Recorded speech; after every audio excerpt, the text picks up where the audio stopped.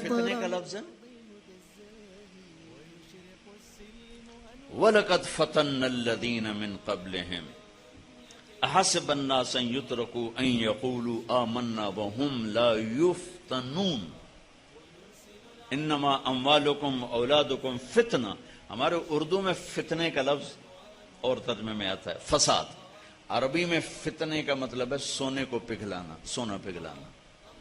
فتنہ، فتان، فتان یہ اس کو کہتے ہیں. سونار کو عربی میں فتان کہتے ہیں، سونا پگھلانے والا. یہ سونا پگھلانا اور یہ فتنہ ہمارے اوپر جو لفظ آ رہا ہے اس میں کیا مناسبت ہے کہ سونے میں کھوٹ اندر ہوتی ہے، اوپر نہیں ہوتی.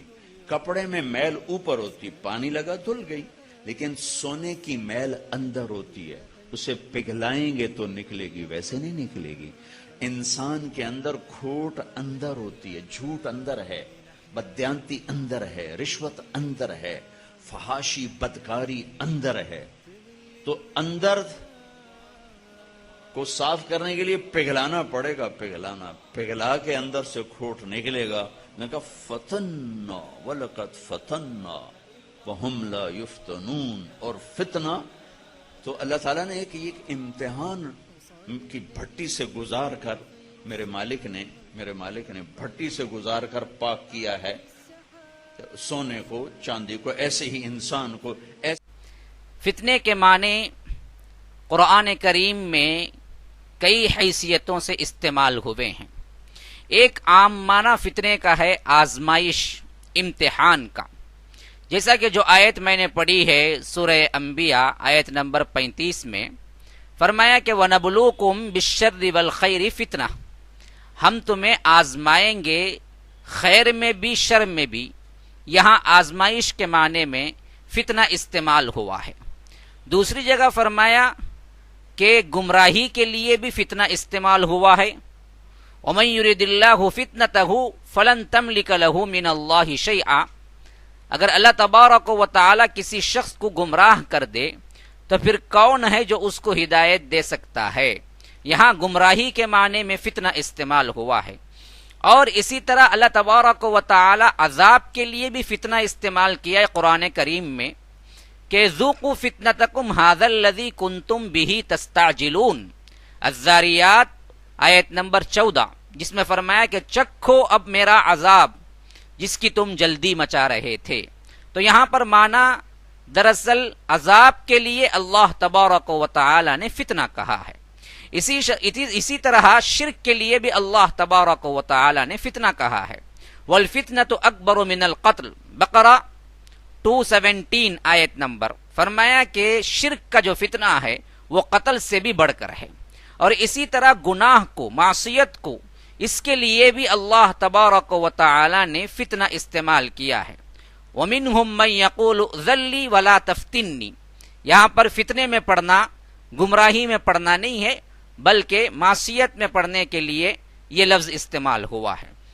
اسی طرح دین سے دور ہو جانا، اس کے لیے بھی اللہ تبارک و تعالی کے حبیب نے فتنہ استعمال کیا ہے. لیکن فتنہ ہے کیا؟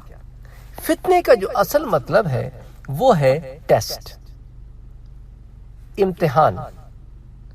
اب اللہ سبحانہ و تعالی نے قرآن میں کہا انما اموالکم واولادکم فتنۃ، تمہارا مال اور تمہاری اولاد فتنہ ہے. اب ضروری نہیں ہے کہ اولاد فتنہ ہو، یا یہ بھی ضروری نہیں ہے کہ مال فتنہ ہو ان معنوں میں جس میں ہم اور آپ سمجھتے ہیں.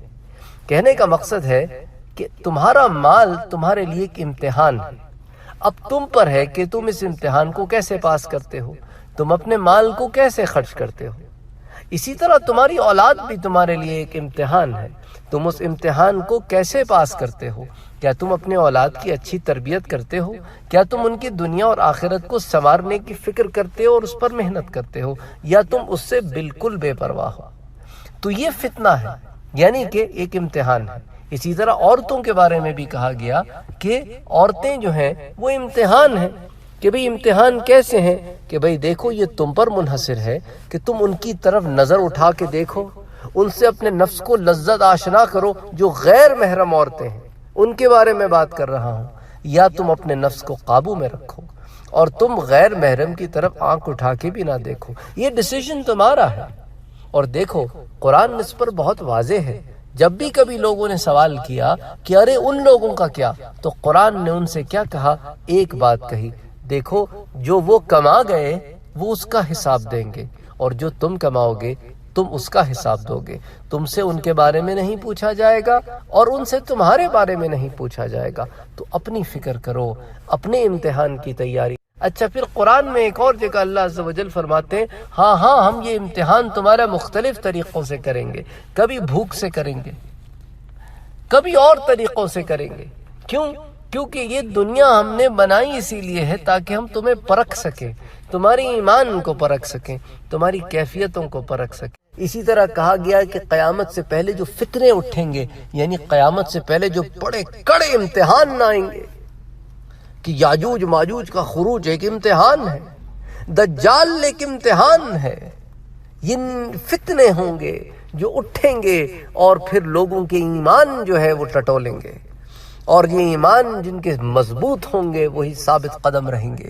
جن کے ایمان کمزور ہوں گے یا جو ایمان سے خالی ہوں گے پھر وہ ان امتحانوں میں پاس نہیں ہوں گے. تو کہا گیا وہ ان فتنوں کا شکار ہو جائیں گے. تو بات شروع ہوئی تھی لفظ فتنہ سے. فتنہ کیا ہے؟ ایک امتحان ہے.